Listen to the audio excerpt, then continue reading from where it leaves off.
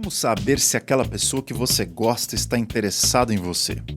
Tenho problemas com os pais da minha namorada. Eles se intrometem na nossa relação. Será que isso é sinal vermelho para o nosso namoro? Existem papéis que o homem e a mulher devem exercer no casamento? E no namoro, como isso fica? Meu namorado e eu caímos na tentação. Será que devemos nos separar? O que fazer afinal? O que você ouvirá no episódio de hoje é mais de 1 hora de conteúdo respondendo a tudo que você precisa saber e mais um pouco sobre namoro, noivado e casamento. Eu gravei esse episódio junto com a minha amiga Thalita Santos e o pessoal da UMP, da Igreja Presbiteriana do Brasil, uma juventude que você deveria conhecer, uma juventude que tem feito um trabalho excelente. Está no ar o JF Cast, o seu podcast de teologia cristã.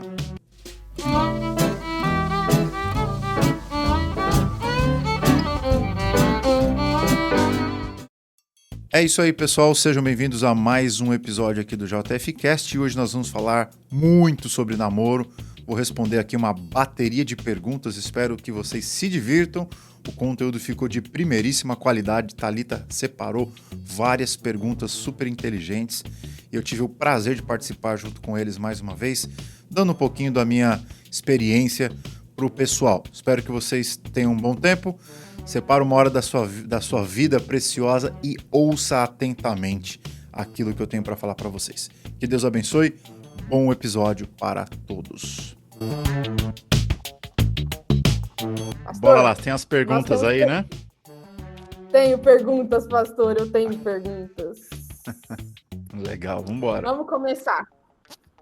Pastor, tem uma aqui que ela é de boa. Eu vou começar com as mais tranquilas, tá bom? Depois a gente pega mais pesado.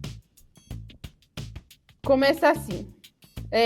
5 dicas de que a varoa ou varão está afim de você. E quando a pessoa está só sendo educada. Olha, não sei se eu vou dar 5, mas se você é uma pessoa que está interessada em descobrir se alguém gosta de você, tem algumas evidências indiretas e as evidências diretas. O que são as evidências indiretas? Ela te tratar com uma educação um pouco além do normal, é ser gentil demais, enfim, tentar o tempo todo te agradar, te dar presente, coisas do tipo, né? Essas são as indiretas, a pessoa, ou as metalinguísticas, a pessoa não fala, não usa as palavras. Ela é gentil, tal, ela, sei lá, pensando na igreja, né? A pessoa que vai lá no bebedouro e ela pega o copo e coloca água para você. Coisas do tipo, assim. E gentileza no geral. Agora, eu acho que esses sinais, embora sejam importantes, não são essenciais. Justamente pela segunda parte da sua pergunta. A pessoa pode se enganar. A pessoa pode ser uma pessoa educada mesmo. Né? Eu vou dar um exemplo. Já aconteceu comigo. Na época que eu estava solteiro, no seminário, eu fiquei solteiro até o 3º ano do seminário. Eu lembro que eu pregava em algumas igrejas e tal, e algumas meninas iam falar comigo tal, que sermão foi muito bom, Jean, nossa, que sermão maravilhoso. E eu sempre ficava naquela, legal, a pessoa tá me elogiando tal, pelo que eu preguei, e eu não tinha aquela astúcia de pensar, pô, talvez a pessoa tá querendo alguma coisa a mais do que elogiar o meu sermão. Eu sempre fui um cara muito de boa. E aí teve uma menina em especial que ela ficava falando comigo por mensagem e tal, e eu meio que achando que não era nada demais. Até que ela disse que estava querendo sair para comer alguma coisa e tal, eu também estava com fome. Teve um dia que eu estava em São Paulo, eu fui sair para comer alguma coisa com ela, mas eu não queria nada.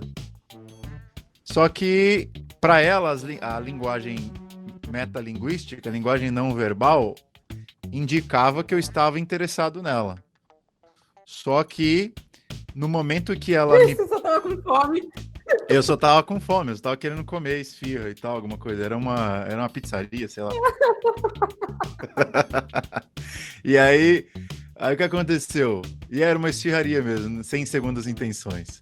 E aí eu lembro que eu falei pra ela, olha, se você tá achando que eu tô querendo alguma coisa séria com você, você caiu do cavalo aí, porque eu não tô interessado em menina nenhuma, não. E aí ela tomou um baque, ela tomou um choque, porque... Mas como assim?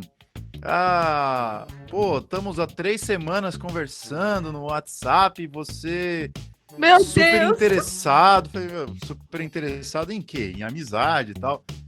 E aí, desde então, eu nunca fiquei dando moral assim, né? Antes de eu casar, óbvio, né? Eu parei disso. Eu tento ser o mais direto possível. Então, falando para os homens aí, que se enquadram no meu quadro, se você gosta de uma menina, seja o mais direto possível no verbo, entendeu? Fala, eu estou interessado em você. Eu gosto de você. Quero te conhecer melhor. Porque do contrário, meu jovem, você que nos assiste aí, se você fica sendo gentil, e não vai para os finalmente falando assim, vamos sair, eu estou interessado em você, você tem a grande chance de iludir a pessoa. Ou partir o coração, que é o que aconteceu com essa menina. Ela ficou tão brava que ela deixou de ser minha amiga. E eu achei uma atitude muito drástica, né?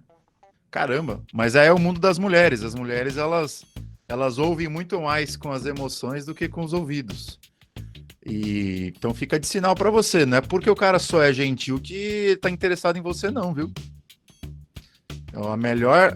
Ah, e eu vou dar uma dica para as meninas. Manda aí. Posso dar, pastor? Manda aí. Gente, bora fazer amizade com as pessoas? Porque acontece isso e aí depois acaba a amizade ou às vezes não recebe a mesma moral que queria e depois acaba. Gente, bora ser legal, é sempre bom conhecer gente nova. E se não é seu varão, minha filha, é legal, bora rir junto, bora participar das coisas. Que depois que aquele negócio, ai, fulano de tal tá naquele lugar, eu não vou porque ele tá. Gente, pelo amor de Deus. É só um comentário mesmo. Não, tá certinho. Então, Aí pode falar, pastor. ela falou pra ter cuidado com a friendzone. Olha, friendzone é o seguinte, meu. Como é que você rompe a friendzone? É simples, é sendo direto. Tem muita gente que me fala assim, né, no inbox do Instagram. Ah, pastor, eu tô com um problema. Eu gosto muito de uma amiga minha, tô interessado nela, mas eu temo que se eu falar diretamente que gosto dela, eu temo em perder a amizade. Falei, e qual o problema? Ela é a única pessoa que você tem na face da terra que pode ser sua amiga? Então, assim... Melhor você ser direto do que cortar um coração e partir um coração de uma pessoa. Então, os critérios, então, externos, indiretos, são esses que eu falei, né? A gentileza, a atenção e tal. E o direto é você falar mesmo com a pessoa e parar de lero-lero. E aí vem aquela pergunta, mas é só o homem que pode falar isso ou a mulher também? É os dois, meu. Se o cara é meio lerdinho, você dá uma chincha nele. Fala assim, meu, você gosta de mim ou não? É namoro ou amizade? Então eu acho que não tem problema. E eu acho mais, né, pro pessoal que tá nos ouvindo aí, galera, sejam o mais direto possível se vocês não querem quebrar a cara. Por quê? Você minimiza muito lenga-lenga, sabe? A Thalita tava falando, romantismo e tudo mais. Eu sou um cara romântico dentro do realismo. Passou do realismo, eu não sou mais romântico, não. Quero que o romantismo se lasque. Porque só atrapalha. Ele só cria expectativa. Uma das coisas que a mulher gosta de fazer é tentar descobrir o futuro, adivinhar. A mulher gosta de adivinhar. Será que ele gosta de mim? Aí inventa 400 teorias. Minha filha, você quer saber se gosta de você? Pergunta. Você gosta de mim, cara? Você me vê como namorada no futuro? Pronto. É isso aí, expectativa gera frustração. Perfeito. E próxima.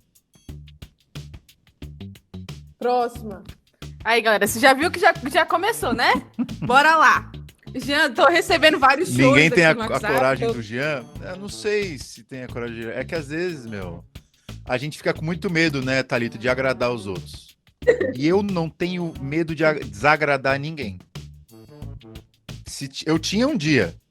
Bem no comecinho do meu ministério, olha, o que as pessoas vão falar do meu sermão? Eu quero que se lasque. Se é verdade o que eu tô falando, assim diz o Senhor e... Pastor, por isso que a gente gosta do Senhor. Ouvido, Deus abençoe a vida do Senhor. Ouça. Eu tô mais assim hoje. Tá, então, essa aqui é de boa também, essa pergunta. O que observar em um homem para perceber que ele é um bom esposo? Legal. E aí você fala da mulher também, por favor, tá bom? Eu acho que serve para os dois, mas vamos falar do homem. Número 1, liderança. Número 1, o cara tem que ter atitude. E o que que é atitude? Em uma palavra, iniciativa. É um cara que toma iniciativa. Então, se você conhece um cara assim, pode não ser o Brad Pitt, mas se o cara tem iniciativa, já tá nos 5% de homens sérios do mundo. Então, vamos lá. Número 2. Porque 95 é só videogame, é só perda de tempo. Número 2. Além da iniciativa, é respeito aos pais. Você tem que observar, menina. Você observa tanta coisa. Observa como ele trata os pais, principalmente a mãe. Porque do jeito que ele trata a mãe é como vai tratar você. Exatamente ou pior. Você grita com a mãe, manda a mãe para aquele lugar, pode ter certeza que no casamento ele vai te mandar para o lugar mais longe. Porque a mãe é uma réplica, é uma mini réplica da esposa, de como ele vai tratar a esposa. Por quê? A mãe é a mulher que ele mais passa tempo junto dentro de casa. E a esposa vai ser a futura mulher que vai passar mais tempo dentro de casa. Então é assim que ele lida com a intimidade. Ou é com grosseria, ou com respeito, com gentileza, tem que saber o que é. Terceiro conselho, além de você ver se é uma pessoa que tem liderança, uma pessoa que trata bem os pais, se esse cara, ele ama o Senhor. Isso talvez seja uma das coisas mais importantes. Como é que você sabe se esse cara ama o Senhor? Número 1, se ele é um cara de adoração, de piedade, um homem de oração, um homem sério, um homem que ama a Bíblia, gosta de estudar a Bíblia, um cara que pensa nas coisas últimas da vida e não apenas nas coisas banais, e um cara que não fica só fazendo brincadeirinha. Meu Deus do céu, tem cada cara aí que só fica fazendo brincadeira o tempo todo, não quer saber trabalhar, não quer saber de coisa séria. Então esses são os conselhos que eu daria para as mulheres quando olham um homem. Em relação aos homens, quando olham para as mulheres, eu acho que tem muita coisa parecida, né? Se ama o Senhor. Número 2, se é uma mulher gentil, dócil, amigável, e se os planos dela, eles se encaixam com os seus, porque tem algumas mulheres, e nada contra isso, viu? Algumas mulheres que são muito proativas, no sentido de serem líderes. Nada contra isso. O problema é quando a sua liderança, ela passa por cima da liderança do seu futuro pretendente. Por exemplo, a minha esposa era muito líder, quando eu conheci ela, quando nós estávamos namorando. E uma das coisas que eu deixei muito claro desde o início era, eu quero ser pastor e o negócio é o seguinte, é onde Deus mandar, você vai comigo. E não tem esse negócio de reclamar, não. É assim diz o Senhor, vamos embora. E no começo ela resistia um pouco isso. Mas esse negócio de passar todo o Natal na igreja, todo Ano Novo na igreja, é assim mesmo, não sei o quê. Mas eu vou ter que sair de São Paulo, deixar minha família, morar longe. No começo ela tinha essas crises, depois ela se converteu. Se ela estiver na live, eu vi. Olha só! Depois ela se converteu. Cara, aquela mulher hoje é um respeito, é uma submissão que é assim absurda. Por isso que eu falo, é muito mais fácil uma mulher mudar do que um homem. Um homem é um cara meio cabeção, assim, difícil de mudar, mas a mulher, ela muda porque ela ama o marido, né? De coração, assim, ela muda. Então a minha esposa hoje, ela é fechada comigo, entendeu? Aonde eu for, ela não tem nem mais essa dúvida. Não, aonde você estiver, eu tô junto. E foi uma das razões pelas quais ela não pensou nem duas vezes de parar o curso que ela estava fazendo no Brasil de gastronomia para me acompanhar aqui no meu sonho, né? Então, assim, primeiro, ser uma mulher gentil, dócil, amigável, que ama o Senhor, e se tem esse espírito de respeito. Porque mulher que grita com homem, cara, não tem futuro. Tem que ter respeito pelo cara e olhar o cara, não que ele vai ser Cristo na relação, ele vai ser um pecador, mas no namoro já ir exercitando esse respeito, esse cara vai ser meu futuro marido, então ele representa Cristo em casa. Então essa submissão embrionária vale muito a pena o cara prestar atenção. Se não é uma pessoa combativa, que gosta de dominar você, eu estou fora, velho. Porque senão vai ser um braço de ferro, entendeu? Exato.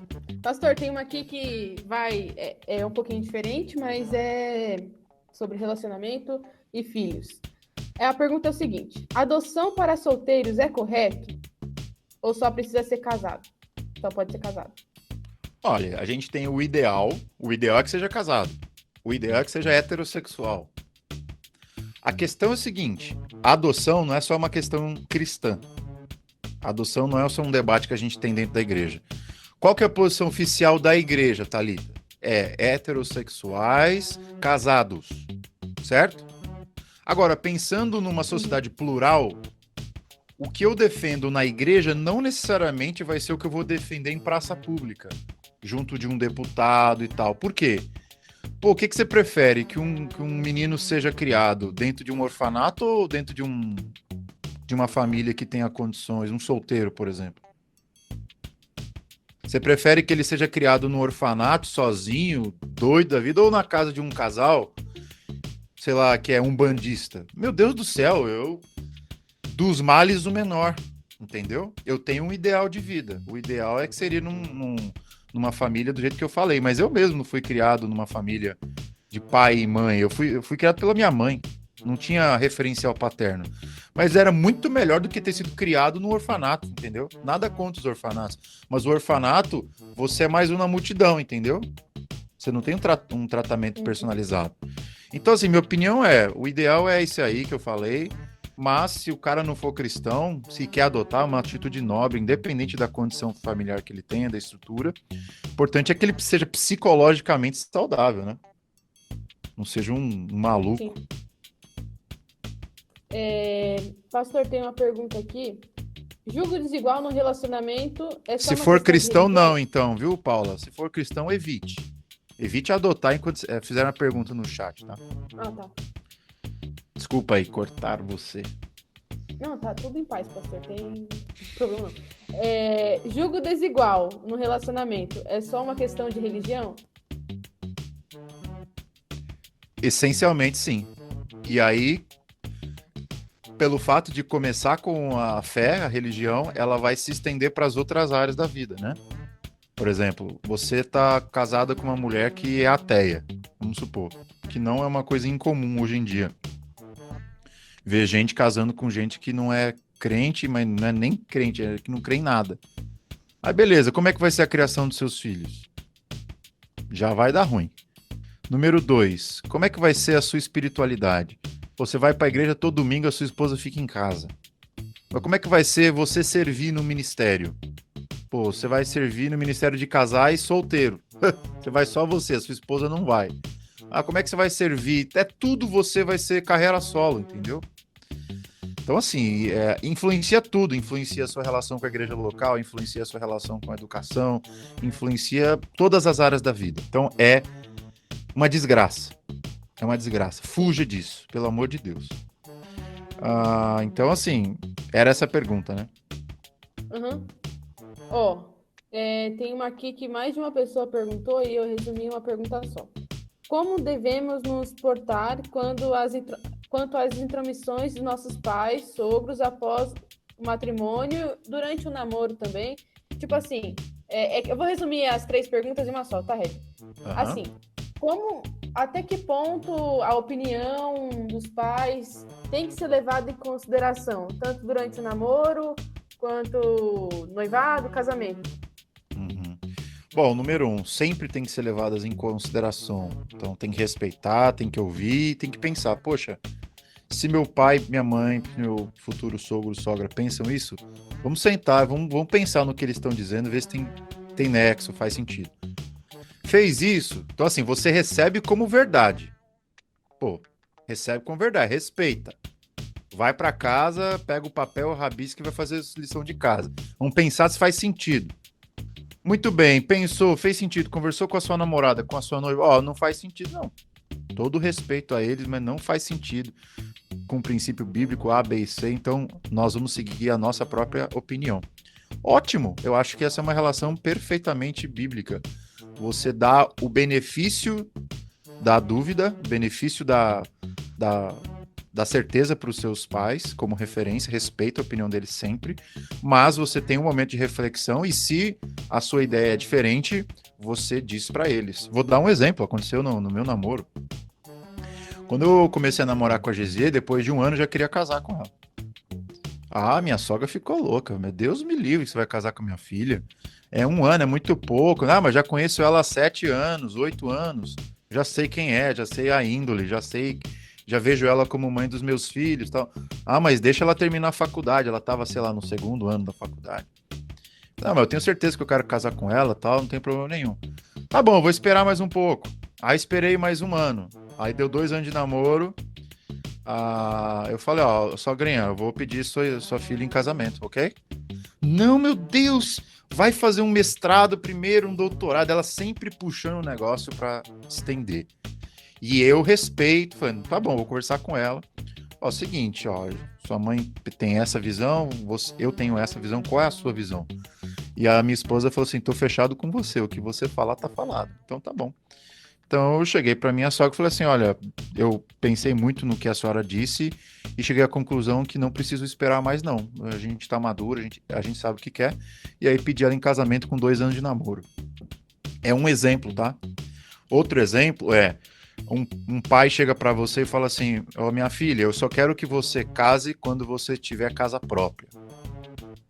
E aí respeito todo mundo que pensa que tem que ter casa própria para casar, mas discordo 100%. Discordo 100% que precisa ter casa própria.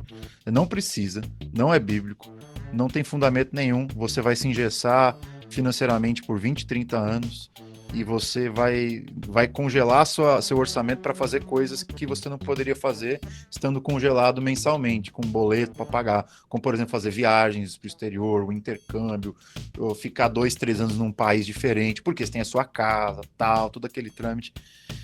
Enfim, se você tem a bênção de ser 0,01% dos casais que tem um pai que te dá uma casa própria, pega que é bênção, entendeu? Pega, abraça, aí sim. Agora, quem hoje em dia ganha uma casa própria dos pais? Na minha igreja eu conheço 2 famílias que fizeram isso, que eram os caras que nadavam na bufunfa, entendeu?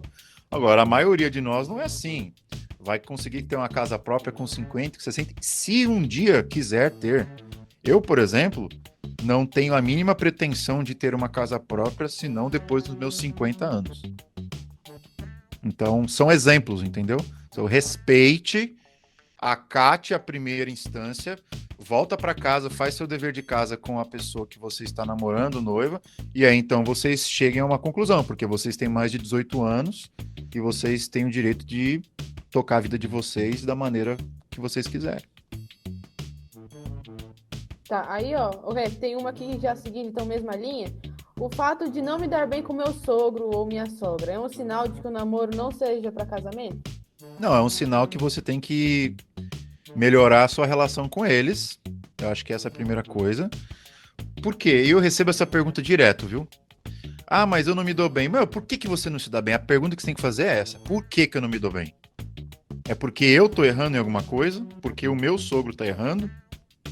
Não, a solução das pessoas já é, tem que terminar? Não, você não tem que terminar, você tem que pensar por que tá dando errado a relação. Eu, por exemplo, antes da minha namorada, da minha noiva, estou confundindo tudo. Antes de eu começar a namorar com a Gesier, ela tinha um relacionamento de uns 3 anos com outro cara e os pais dela odiavam o cara. Jamais que esse cara vai casar com a minha filha. Aí se coloca no lugar desse cara. Pô, mas o que tem que fazer? Tem que terminar? Meu, o cara era um vagabundo, com todo respeito. Era um Zé Mané. Um Zé Cueca. Um cara que, meu Deus do céu, só dava problema na igreja. O problema nunca foi os pais dela, o problema era aquele sujeito, pilantra. Então, se você é o problema, cara, toma coragem nessa cara e para de apontar o dedo pro seu futuro sogro, futura sogra, e faz uma reflexão se o problema não é você. Não é terminar o relacionamento. Não, ok, eu preciso tratar melhor, eu preciso convencer, porque o grande problema, sabe qual é, Thalita? O homem tem que convencer os pais da menina que ele é um cara sério. E você não vai fazer isso com palavras. Esquece. Os nossos pais, eles são vacinados, eles prestam atenção muito mais nas nossas atitudes do que nas nossas palavras. Então, se você não é uma pessoa responsável, que demonstra isso com palavras, os seus pais não vão dar crédito. Então, toma cuidado. Você pode ser o cara mó boa praça, fala pra caramba, mas se as suas atitudes é só cabeçada na parede, eles não vão te respeitar. Então, aí a culpa é sua. Eu acho que se você fizer seu dever de casa e for um cara responsável, maduro, mostra procedência, acho muito difícil os seus sogros não gostarem de você. A não ser que seja um caráter de exceção, entendeu? A regra geral dá para conquistar sim, desde que você seja uma pessoa que tenha postura. Eu acho que esse que é o que falta. Não é colocar o dedo nos pais, não é. A maioria dos casos é erro das pessoas que não sabem tratar a família do futuro cônjuge. Pastor, agora é uma pergunta um pouco pesada, tá bom? Vamos lá. O pecado do adultério, conforme Mateus 5, 27 a 30, inclui as redes sociais? Aí deixa eu explicar por quê. A pessoa falou assim, fulano de tal segue tais pessoas e curte fotos assim, entendeu? Sim. Mas você quer saber se configura adultério para divorciar? Não, calma aí, não chegamos nessa parte. Vai ter isso aí também, mas o que configura isso? Sexo. Adultério é sexo. Agora, num nível espiritual do adultério, olhar para uma mulher e pensar qualquer coisa já é adultério. Agora, quando Jesus fala de motivos para divórcio entre casados, o critério ali era o ato, não era o pensamento, não era a olhada. A questão que Jesus estava apontando ali é que o adultério começa onde? No ato? Não, ele começa no pensamento. Ele começa no olhar. Então, você tem que fazer essa distinção. Porque senão, meu Deus do céu, eu já tinha divorciado da minha mulher umas 15 vezes. Porque eu sou pecador, ela também. Como é que pode? O divórcio ia ser coisa mais comum entre os crentes. Ia ser só divórcio legítimo, porque seria impossível você não ter divórcio legítimo, porque qualquer casal peca nessa área. Agora, uma coisa é você pecar em pensamento, em olhar, outra coisa é o ato. O ato, aí Jesus diz, pela dureza do nosso coração, Deus permitiu que pelo ato você se desconectasse da pessoa legitimamente. Do contrário, não. Aí é conversa, aí é sentar junto e falar, por que você está fazendo isso? Qual é o teu problema? E vice-versa, aí tratar. Eu tive um exemplo esses dias, eu tenho uma mentoria de casais, né? E eu tenho várias pessoas que eu atendo todo dia. E a menina chegou pra mim, ficou uma fera com o cara, são namorados, que o cara ficava curtindo a foto das meninas de biquíni. Aí eu falei, esse cara é um safado. Fala aí. Pastor, não digo nada se não foi a mesma pessoa, então, que mandou a pergunta aqui. E a menina ficou furiosa, porque o cara curtia as meninas de biquíni e tal. Conversa com ele, aí a gente conversou juntos e tal. Não, eu nunca vi problema de curtir foto de menina de biquíni. Eu acho que o problema é curtir uma foto de uma mulher pelada. O critério dele de escândalo é um, o seu critério de escândalo é outro. Vocês precisam chegar num acordo. Você toma como aceitável ele curtir fotos de menina de biquíni? Não tomo como aceitável. Então, meu amigo, você para de fazer isso. Não, pastor, então assim, se a regra é essa, então eu paro. Acabou, resolveu o problema. Arrepende lá, junto, dá os dedinhos lá, faz as pazes e acabou. Pastor, uma coisa que a gente repara, assim, o diálogo é exatamente, é isso que eu ia falar. O diálogo resolve muita coisa, né, pastor? Sim, porque às vezes é falta de compreensão do porquê o outro fez aquilo, do porquê o outro faz aquilo. E não, porque assim, e aí eu desculpa a mulherada aí, mas é que vocês têm uma cabeça meio difícil de entender pros homens. Só, gente! Vocês têm a tendência de querer adivinhar as coisas. Entendeu? Isso é verdade.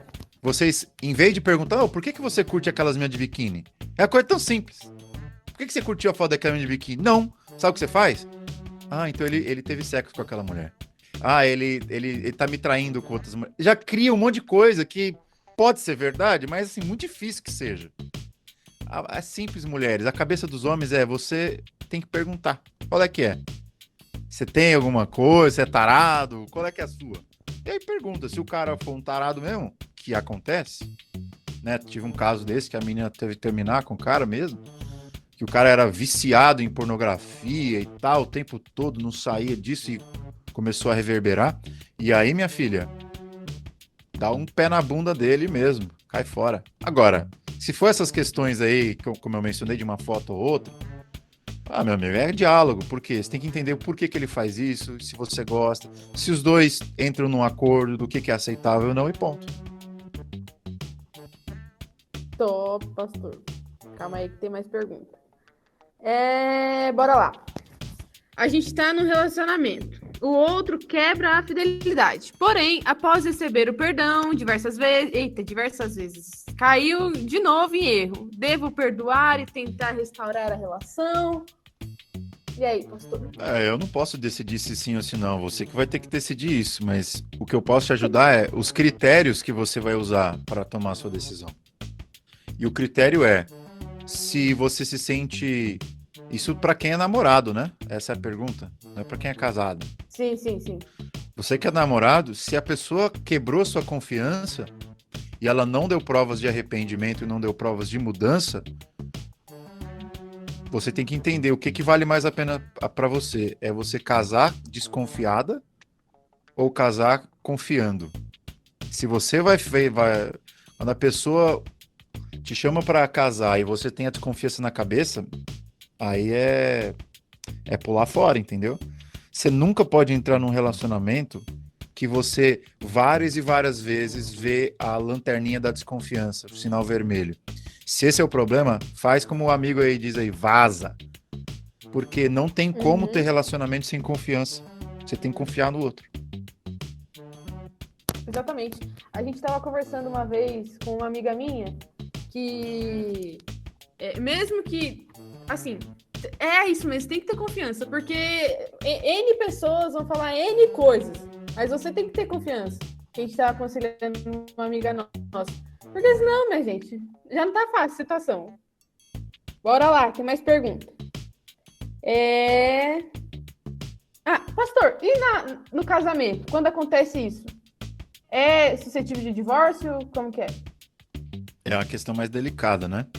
Teve até alguém que perguntou aí, mas e se o beijo, uma traição só por beijo, não teve o ato sexual, é passível de divórcio?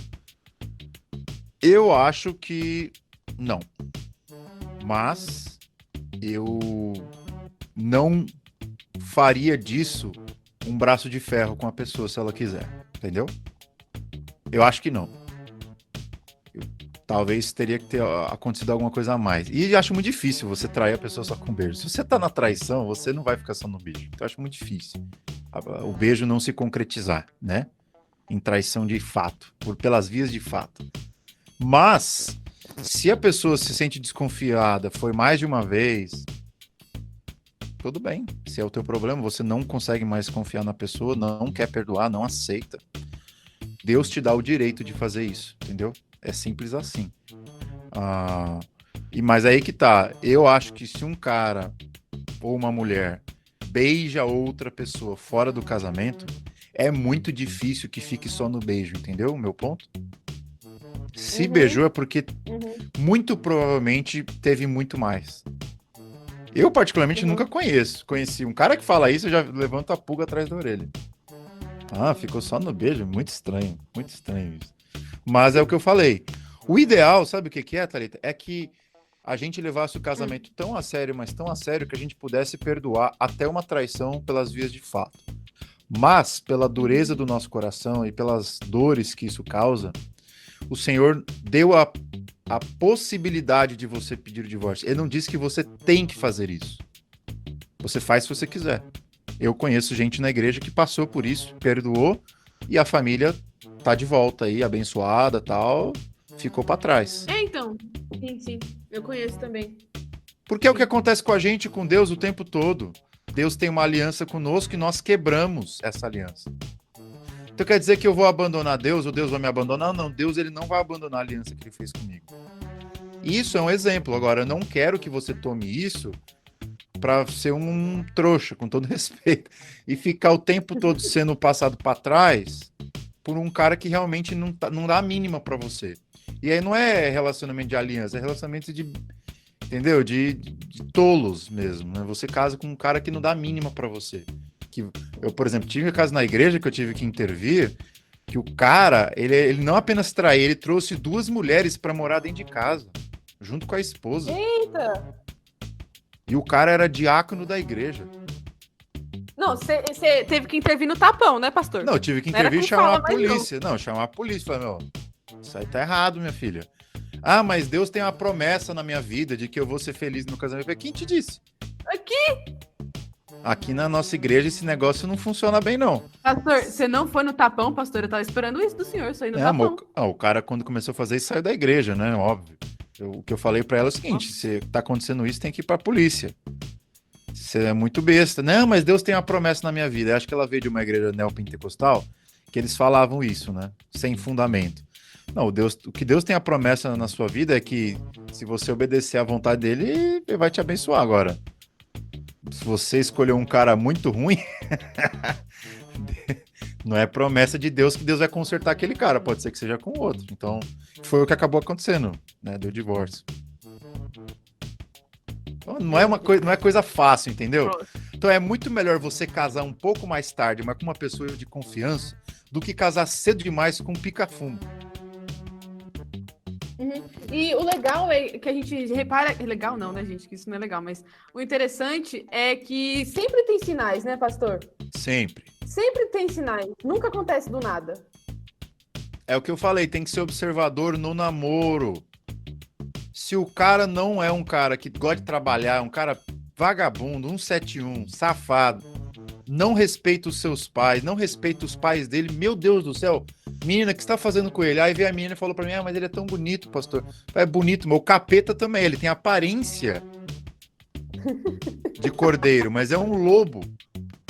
É isso que as mulheradas às vezes não entendem, meu. Só ser bonito não adianta nada. É muito mais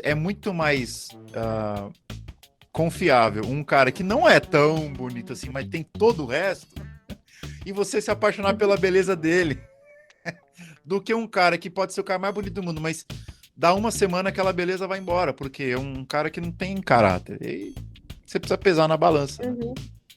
Com certeza, pastor. Com certeza. Deixa eu achar outra pergunta aqui, pastor. E aí, pessoal, o que vocês estão achando aí das perguntas? Eu quero ver os comentários. Pastor, meu pai tá assistindo, né? Porque ele gosta de me zoar depois. Aí ele passou aqui, ó, com uma risada. Não entendi a risada dele. Aí tá rindo. Não entendi a risada dele.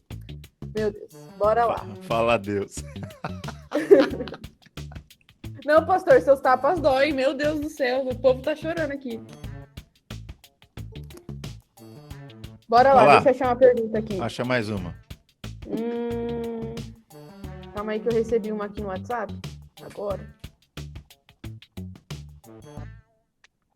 É aquela do divórcio.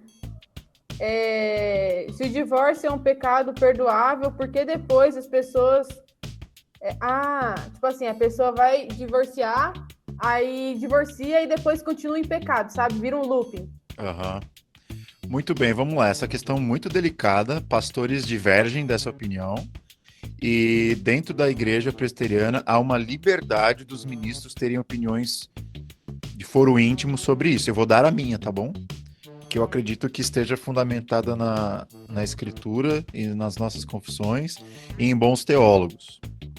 Bom, número 1, Jesus disse que se você divorcia por qualquer causa, não sendo essas que ele mencionou, relações sexuais ilícitas, e aí se a gente pode até pegar o caso do apóstolo Paulo lá, de abandono, violência doméstica, por exemplo, que são causas extremas. Se não for por causa disso e você se casa de novo, sem arrependimento, sem nenhum tipo de reflexão, Jesus diz, você divorcia de alguém sem causa e casa com outra, você está cometendo adultério. Você está num relacionamento ilegítimo. E é como se Deus estivesse, enfim, não abençoando essa nova relação, por mais que você ache que ele esteja, não está. Agora, vamos supor que você casou com uma pessoa. E aí, não teve adultério, não teve abandono, não teve violência doméstica. Mas vocês tinham problemas tão graves assim, fora isso, que levaram vocês a pensar, não tem condições de ficarmos casados. O que está errado? E aí vocês divorciam. E é um erro fazer isso. Vocês se divorciam. Vocês não querem andar a segunda, terceira, quarta milha. E aí o que acontece? Vocês se divorciam, vocês dois estão na igreja, e vocês se casam de novo, muito rápido, que é o que acontece. Eu acho que aí, meu amigo, aí Deus não tá aprovando mesmo, não. Aí é disciplina, é acompanhamento e é varado. Agora, tem uma segunda hipótese. Esse casal se divorcia. Aí vamos supor que um sai da igreja para evitar vergonha, vexame e tal. O outro fique. E aí o cara fica lá, meu, orando, o cara não perde um culto, não perde um sermão, o cara se arrepende de fato, ele vai procurar aconselhamento pastoral, ele se arrepende de verdade daquilo, e ele fica 1, 2, 3, 4 anos ali só se cuidando emocionalmente. E aí, então, ele quer casar de novo, e aí eu vou dar a minha opinião. Eu acho que é legítimo ele se casar de novo e ele não estará cometendo adultério. Por quê? Porque o adultério, por mais que seja um pecado, ele não é um pecado imperdoável. O único pecado imperdoável é a blasfêmia contra o Espírito Santo, que eu escrevi um texto, vai pro Voltemos ao Evangelho semana que vem. Depois você vê lá o que é esse blasfêmia contra o Espírito Santo. Então, se o cara se arrependeu, passou esse momento de luto, e ele entendeu que o que ele fez foi errado no passado, e ele foi passo a passo tentando consertar nele o que tinha de errado, e ele quer se casar de novo depois desse processo, eu não consigo ver como Deus seria contra isso, entendeu? Proibir que esse cara casasse, pra mim, seria legalismo puro. E foi o que aconteceu algumas vezes no meu ministério, né? Eu vi pessoas nessa situação e elas me pediram, pastor, o senhor faz o nosso casamento? E aí eu falei, eu faço, desde que eu saiba muito bem a história e eu veja arrependimento no coração de vocês e vontade de acertar. E foi o que aconteceu, viu? Casais estão aí 10 anos casados e estão muito bem. Agora, não é o que a maioria faz, viu, Thalita? E aqui eu tô deixando um disclaimer aqui pro pessoal. A maioria do pessoal não faz isso, não tem esse tempo de luto, de reflexão. É, o cara divorcia sem razão, daqui 2, 3 meses já tá namorando de novo. Não, mas isso aí não. Heavy, isso aí não só em casamento, né? Eu acho que em namoro também, quando engata dessa forma, também. É um sinal que a pessoa não dá valor à dignidade humana. Sim. Pastor, tem uma pergunta aqui, ó. Orientação para namoro na adolescência. Não namorar. Obrigada, era isso mesmo que eu queria ouvir. Próximo. A não ser, e aqui eu vou para alegria dos adolescentes que me ouvem, a não ser que você trabalhe e queira namorar por algum tempo curto e já casar. Se essa é a tua visão de mundo, vamos supor que o cara tem 16 anos. Não tem, não. Nem precisa supor, porque não tá tendo esses meninos. Então, eu sei que tem pouco, mas na minha igreja eu tive 2 casos, assim. Então é por isso que eu tô dando a exceção. Vamos supor que você é uma pessoa que tem 16 anos, você já trabalha, você já ganha seu dinheiro, e você é uma pessoa que tem visão para longo prazo, você quer casar, quer ter filhos com 19, 20 anos. Nesses casos, eu não me oponho. Mas é o que você falou, não é a maioria. A maioria é tudo um bando de moleque que só joga videogame e não quer saber de nada. Aí, meu amigo, toma vergonha na sua cara, vai cuidar de você, não estrague a vida do próximo, só isso. Amém, igreja. Namorar alguém nessa circunstância é estragar a vida do próximo, estragar a sua. Não, pastor, eu fiz um argumento já que eu guardei no meu coração, eu sempre vou falar isso. Os meninos vêm reclamar que tem que escolher a profissão depois que acaba o ensino médio e vem falar pra mim que quer namorar. Você acha um negócio desse? Não sabe nem o que quer fazer da vida. Ai, gente, dá licença. Não dá. Não dá, não.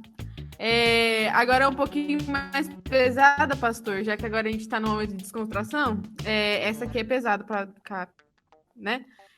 Inseminação artificial é pecado dentro do casamento? Ou fora do casamento? Eu não ouvi, cortou. Inseminação artificial é pecado dentro do casamento? Acho que não. E fora? Tipo assim, uma pessoa solteira quer ter filho. Novamente, cai naquela pergunta que você fez no começo. Se é um casal cristão, não tem por que você querer ter filho solteira, minha filha, pelo amor de Deus. Como é que você vai ter filho solteiro? Você é crente? Então, para crentes, óbvio que não. Agora, porque o ímpio quer fazer da vida dele não é problema meu, entendeu? Já tenho o problema dos... eu já tenho o problema dos de dentro pra tratar. E agora eu quero saber dos de fora. Pra resolver. Não, pros de dentro não faça isso. E é isso que eu tenho que me importar. Eu tenho que pregar pra igreja. Eu não prego pros de fora, não. O que de fora quer entrar, tá bom. Agora, quer ficar lá fora, fica lá. Não, tá. Ô, pastor, agora a gente só tem que dar uma censurada, caso o senhor for falar alguma coisa nessa próxima pergunta. A pergunta é o seguinte. Qual a sua opinião sobre um casal fazer controle de natalidade e uso de anticoncepcional? novamente, é igual a pergunta do divórcio lá que você fez. Dentro da Igreja Presbiteriana do Brasil, e eu tenho que ser muito honesto com isso, porque eu sou submisso à autoridade. Essa questão é uma questão livre para que os pastores opinem, porque não tem pelo menos na compreensão da maior parte dos ministros, não tem uma lei explícita sobre isso. Então o pastor é livre para aconselhar os membros da forma como ele achar a mais correta. Eu, particularmente, eu acho que eu me enquadro no 1% dos pastores presbiterianos que tem a visão bem radical a esse respeito, né?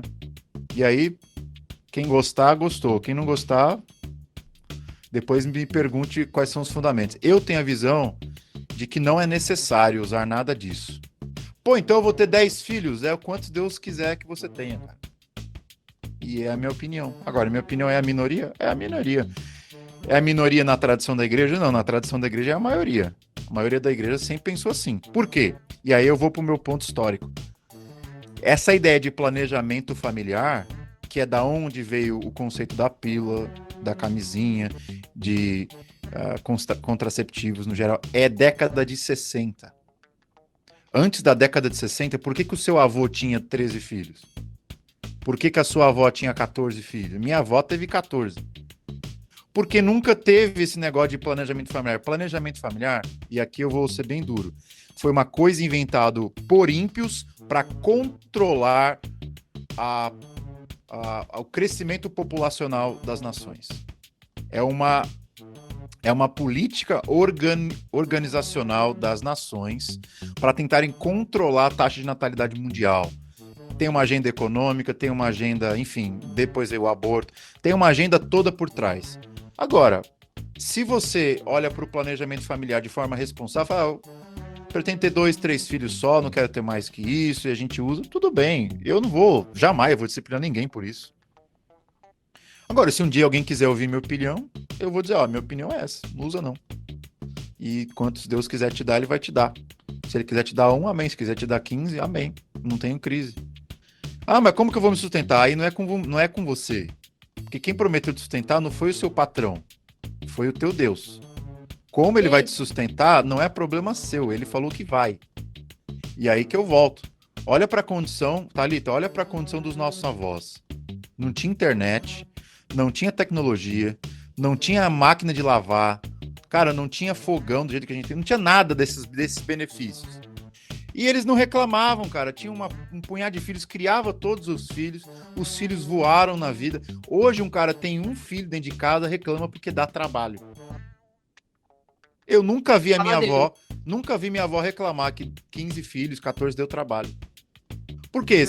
No momento que você passa de 3, 4, o trabalho que você ia ter com um, já são os outros 3 que faz.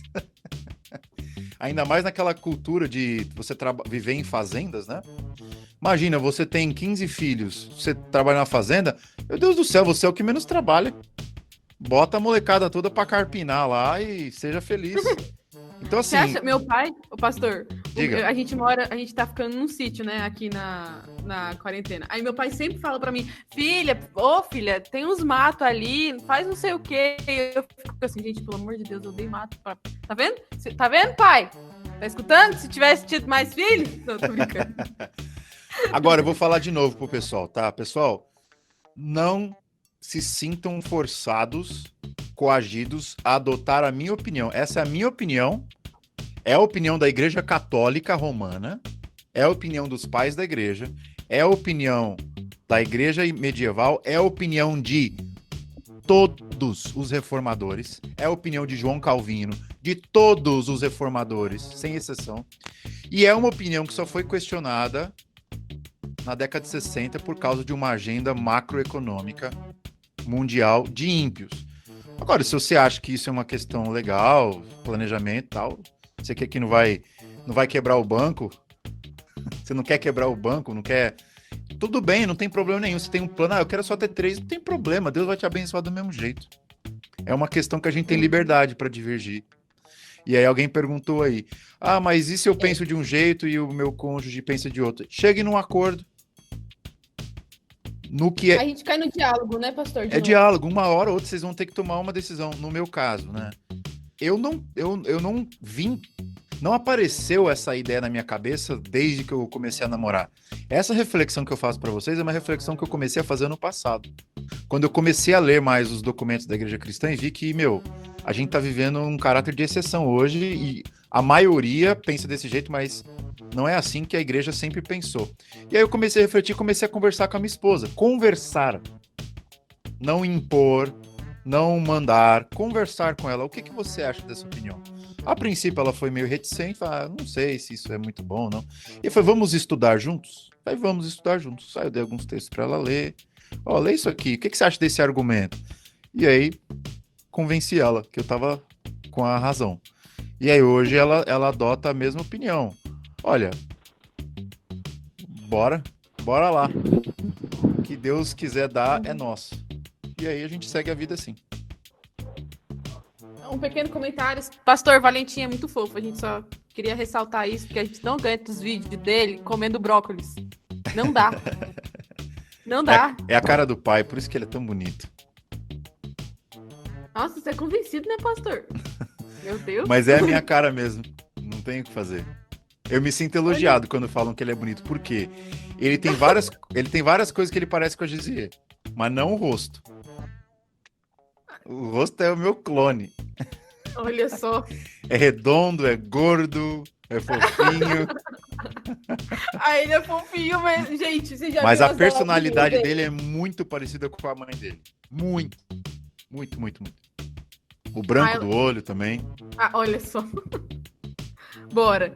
Mas, ô pastor, essa pergunta aqui é pesada e a gente vai precisar dar uma censurada, tá bom? Assim, nos comentários do senhor, porque a gente tem gente menor aqui. Quando um casal de namorados já caiu na tentação lá e aí deu ruim, o que o senhor aconselha? O senhor aconselha termina e acabou? O que o senhor faz? Eu aconselho o que eu tô aconselhando sempre, né? Que é conversar. E decidirem o que for melhor para vocês, baseado em critérios. Quais são os critérios? Por que a gente fez isso? O que a gente fez foi certo? O que a gente fez foi errado?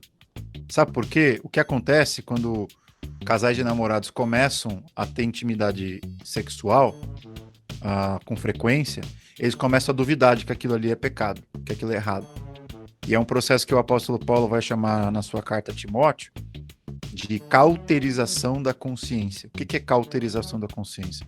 Vamos supor que você teve uma ferida no seu braço, abriu a pele, e aí ela começa a cicatrizar. Aí você mexe na ferida, dói, tem aquela casquinha, né? E começa a sangrar de novo.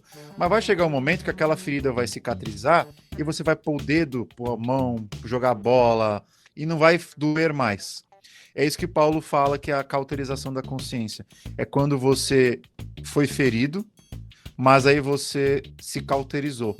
E é o que muitas pessoas fazem, né? Elas começam devagarinho concedendo uma intimidade aqui e acolá, e aí a consciência não acusa mais. Mas não é porque o Espírito Santo deixou de trabalhar, é porque a pessoa ela desligou o volume do Espírito Santo. Ela mutou o Espírito Santo. Apertou o botão lá, mute. Colocou o Espírito Santo em modo avião. Sem conexão. E é o que acontece. Então, assim, o que eu tenho a dizer para esse casal? Eles têm que fazer uma reflexão. O que está acontecendo com a gente? É uma questão frequente? A gente foi abrindo mão de coisas pouco a pouco? Porque ninguém começa direto na intimidade sexual. Presta atenção. Ninguém começa caindo direto no sexo. Começa antes. Começa com algumas concessões. E aí, então, o casal precisa pensar, ó, nós dois queremos ser santos? Se sim, nós estamos dispostos a pagar o preço e a voltar atrás em tudo aquilo que a gente concedeu de errado e consertar? Se esse é o caso, Thalita, quem sou eu para dizer termine? Não, se eles estão dispostos, estão arrependidos. E eu vejo que é um casal legal, interessante, que teme a Deus, mas caiu. Eu acho que eles precisam se arrepender, precisam ter um momento de luto, precisam ter um pouco de distanciamento social, precisam se distanciar um pouco e refletir qual vai ser a estratégia para não cair no mesmo erro. Não é tipo, pede perdão e não faz mais. Nada, não tem nada a ver. Isso aí é o conselho mais vagabundo que eu posso te dar. Ah, se arrepende aí, segue o jogo. Não, se arrepende, descobre as causas do porquê vocês fizeram isso, tracem juntos qual foi a origem das concessões que vocês fizeram, tenham um período de distanciamento social um do outro, e aí então, quando forem retomar a convivência, aí é disciplina, entendeu? É naquilo que a gente abriu mão, a gente não abre mais. Por exemplo, tem casais que abrem concessão de dormirem um na casa do outro. E aí, o dormir na casa de um do outro passa de quartos diferentes para o mesmo quarto. Aí, de mesmo quarto para a mesma cama. De mesma cama para ocupar 2 espaços num lugar só, entendeu? E aí vai. E são essas concessões, entendeu? Que você precisa abrir mão. Não, eu não vou dormir mais na casa dele, na casa dela. Ah, mas vai dar saudade. Então casa, se você tá com saudade. Ah, não quero dar tchau. Se não quer dar tchau, casa. Que aí você vai morar na mesma casa. Do contrário, você tem que segurar o coração e não abrir concessões. Isso não é coisa fácil, não, viu? Eu mesmo errei no meu namoro, abrindo algumas concessões. Graças a Deus nós corrigimos. Não chegamos a cair, mas foram essas concessões pequenas que a gente foi abrindo e que a gente percebeu que nos levaram à beira do precipício. Uhum. Exato, pastor. E nesse clima pesado assim, pastor, as perguntas de hoje acabaram, mas é que assim, eu deixei o clima pesado aqui porque as meninas vão cantar de novo. E aí, pra sempre ficar com gostinho de quero mais. Gente, uma coisa, o pastor tá fazendo mentoria sobre relacionamento. Eu gostaria de indicar para todos vocês, tá bom? Porque é tipo isso, só que aí só com você. Aí ele bate só em você, dói mais, com certeza. Mas é bom, né, pastor? Fala um pouquinho aí mais da mentoria. Sim, tem várias maneiras que eu posso ajudar você nos seus relacionamentos. Você pode comprar o meu livro, você pode ler os artigos que eu escrevo, você pode me chamar no inbox, eu converso com você. Talvez tem gente aqui da live que me pergunta algumas coisas no inbox, eu respondo. Agora, tudo isso é de graça, Thalita. Eu agrego muito conteúdo, muito valor à vida das pessoas. Eu dou muita coisa. Eu tiro do meu tempo para estar com os meus filhos, com meu filho, com a minha esposa, para atender vocês. E eu faço isso de graça. Agora, você quer ter um atendimento mais personalizado? Eu vou ouvir você por 1 hora, vou falar de coração, minha opinião sobre você. E você quer ter uma conversa, 2, 3, 4, quer ter um acompanhamento mesmo, passar horas, aí eu não tenho como fazer de graça. Porque aí eu tô sendo negligente com a minha família, porque eu tô trabalhando. Eu tô trabalhando e trabalhando pesado. Então, assim, a minha mentoria, ela tem a dimensão de graça, que é nos conteúdos que eu posto, né? E tem a dimensão paga. E aí eu vou ter que cobrar um valor, entendeu? E aí, se você tem interesse, fala comigo. A Thalita mesmo, ela tá divulgando aí, porque é uma coisa que interessa, né? Pra muita gente. Exatamente. Pastor, antes da E se não comprou o meu livro, tá em pecado também, viu? Se não comprou o meu livro, tá em pecado. Pode comprar o digital, o físico, tem os dois para vender. Se não comprou, tá em pecado. Eu já falo na lata, assim, porque você tem que comprar. Thalita, pergunta: oi. O que é mais importante? O que é mais essencial? É você tirar a sua carteira de motorista ou investir na sua família? Exatamente, pastor. Vamos o que é mais essencial? O que é mais essencial? É você investir no seu futuro casamento ou investir numa carteira de motorista? É óbvio que é investir na sua família. Não, pastor. Inclusive, comprei o livro antes de fazer minha carteira. Eu sou um ótimo exemplo disso, então. Tá agora, as pessoas, elas gastam mais de R$1.000 para tirar uma carteirazinha que você pode perder o tempo todo, porque São Paulo é só radar. Eu perdi a minha, por exemplo. Porque você pode ser até um cara disciplinado, mas tem tanto radar, é tanta falcatrua, tanto cara te multando por umas coisas bestas, que aí, meu, invista no seu futuro da sua família, no seu casamento. Então você tem que conhecer, tem que estudar. Ler bons livros. A gente tem muita gente aqui que é líder de jovem, de adolescente, e, gente, a gente precisa saber o que argumentar. Não adianta só a gente falar o não, só não, não. Se a gente não souber onde argumentar, eles vão achar argumentos em outros lugares que vão convencê-los de outras coisas. Então, aprendam a argumentar. Não fale não, por que não? Então, esse Exato. é um bom livro para você que é líder, para você que trabalha com adolescentes, ou jovens também, para adquirir e comprar e ser feliz e ter argumentos. Pastor, o Júnior acho que tinha alguma pergunta, mas ele não mandou, então eu vou encerrar. Ó, teve até uma Essa menina que parte. perguntou se vale a pena comprar enquanto você está solteiro. Meu Deus do céu! Ô, gente, Pensa- vocês não estão pen- entendendo, não? Pensa comigo aqui. Não. Se a pessoa fez a pergunta, nada contra a pergunta. Toda pergunta é válida. Mas presta atenção. Quando é hora de você aprender sobre namoro? Quando você já está namorando? Tem que ser antes, minha filha. Então, se você não está namorando, essa é a hora de aprender sobre namoro. Porque quando você começar, você não vai ser pega de surpresa. É um raciocínio que, infelizmente...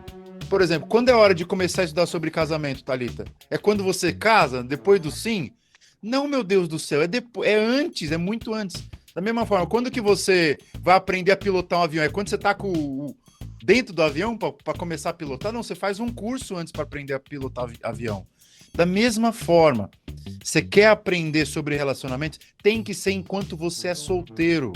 Gente, você é solteiro, a tua obrigação é estudar sobre relacionamentos. Do contrário, você vai ser pego de surpresa e meus pêsames. Exatamente, pastor, exatamente. Ó, o menino não surgiu, gente. O Júnior, gente, Júnior, você tá aí? Ele quer porque quer fazer essa pergunta, pastor. Eu acho que ela é bem importante, porque ele tá desesperado. Então manda a pergunta aí. Vai ser a última, dou-lhe uma. Aqui, ó. Como ajudar com os amigos que sofrem com desses problemas aí? Certo. Olha, é muito difícil. Pastor, é mais Olha. no sentido também da homossexualidade, porque tem muitos amigos cristãos mesmo que sofrem com esses problemas e é um assunto muito difícil de lidar na igreja. Eu tô fazendo barulho porque acabei de chegar em casa, tava dirigindo. Então, assim, é um problema muito difícil, Aí você entendeu? vai perder a carta aí, ó, com o celular. Vai perder Não, a CNH. em casa. Então, é da minha pergunta, como lidar com esses Ótimo. problemas, tanto sexuais mesmo, heterossexual, e homossexuais também. Muito bom. Olha, não tem trabalho fácil, tá? Não tem resposta fácil para essa pergunta.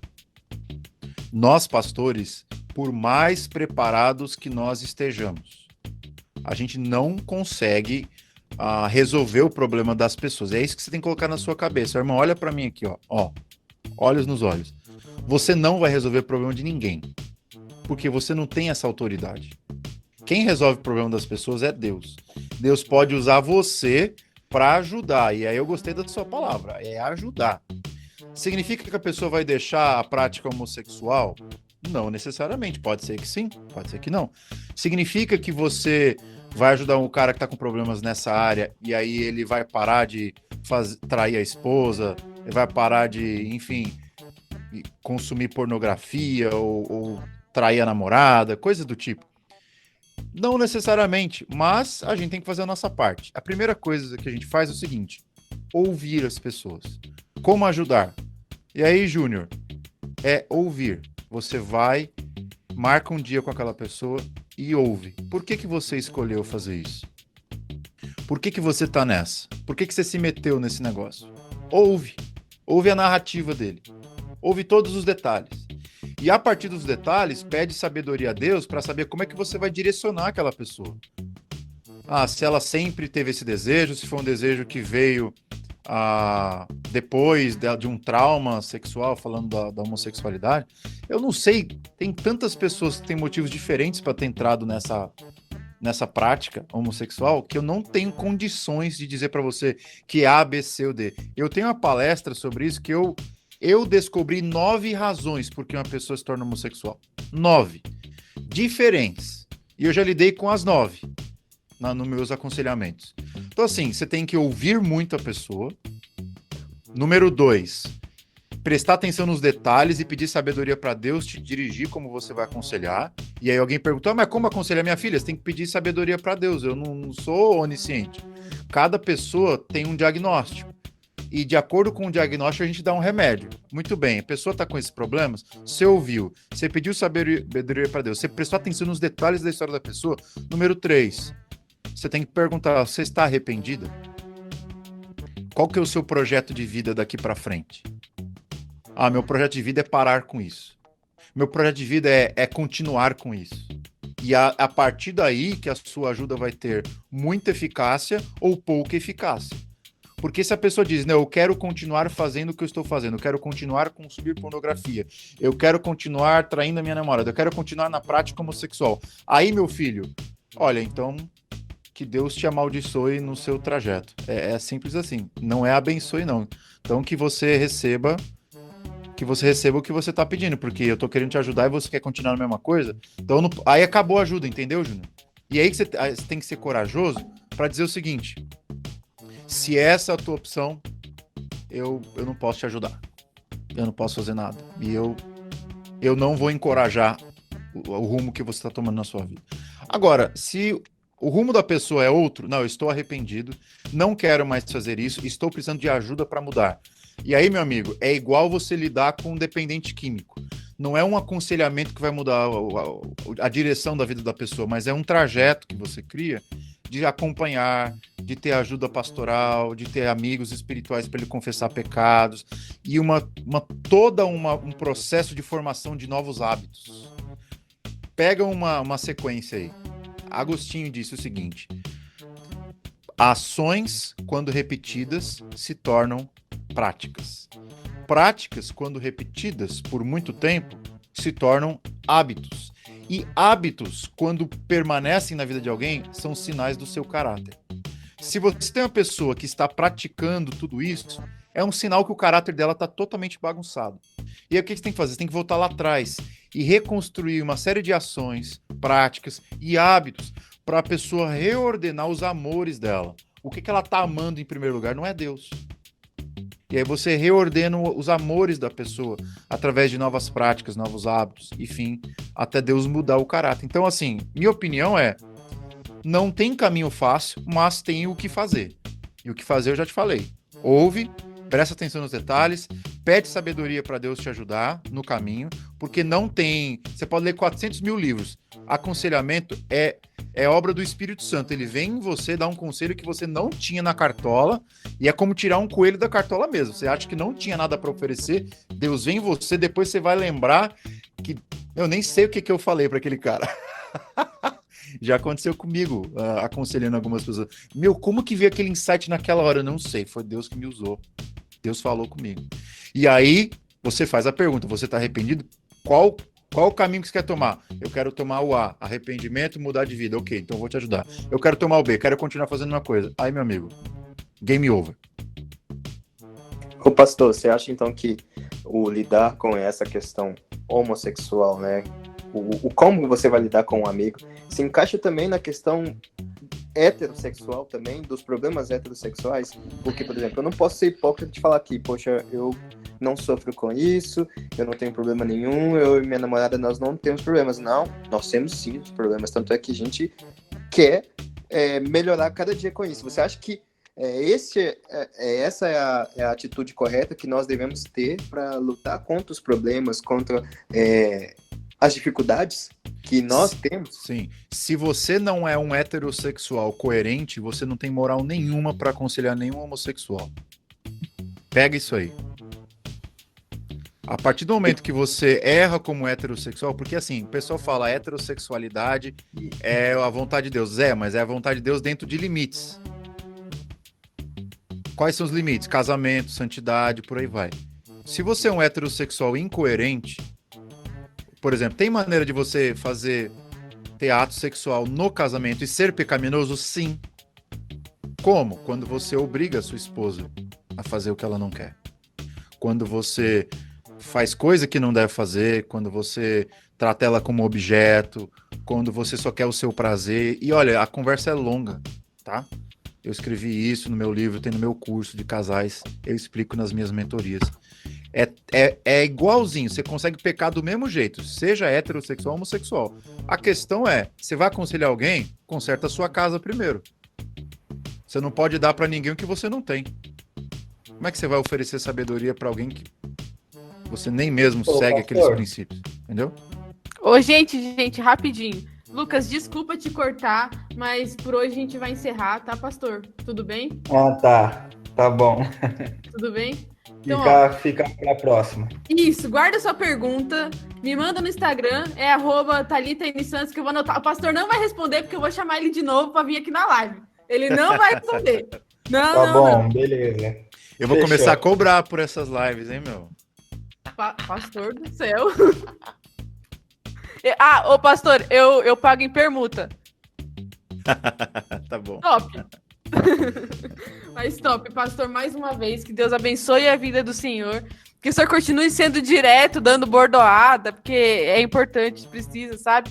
E muito obrigada, pastor, de verdade. Foi um Eu prazer. aguardo ansiosamente o corona acabar e o senhor vir para São Paulo e a gente fazer uma conferência para ver se o povo engrena, sabe? Sim, dá uma, né? Uma injeção de ânimo. É isso. Obrigada, pastor. Deus abençoe. Valeu, e Gente, quem quiser me pode falar. conhecer mais, falar comigo, vai lá no meu Instagram, tá bom? Manda mensagem, eu respondo mensagem.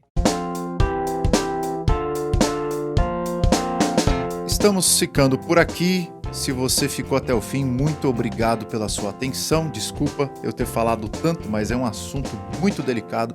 Muita gente tem muitas perguntas e eu pude contribuir com algumas respostas. Se você quer conhecer um pouquinho mais sobre namoro, sobre casamento, sobre noivado, eu escrevi um livro, O Significado do Namoro. Vou deixar aqui na descrição desse episódio. Você pode comprar o livro físico, o livro digital, o audiolivro. Tem para todas as opções, para todos os gostos. Eu também tenho um treinamento avançado para casais, é o Casamento Aí Vou Eu. Também vou deixar aqui embaixo na descrição, você pode adquirir o curso e abençoar a sua vida conjugal por muitos anos, espero que até a morte. Deus abençoe vocês, uma excelente semana e eu te vejo no próximo episódio. Tchau!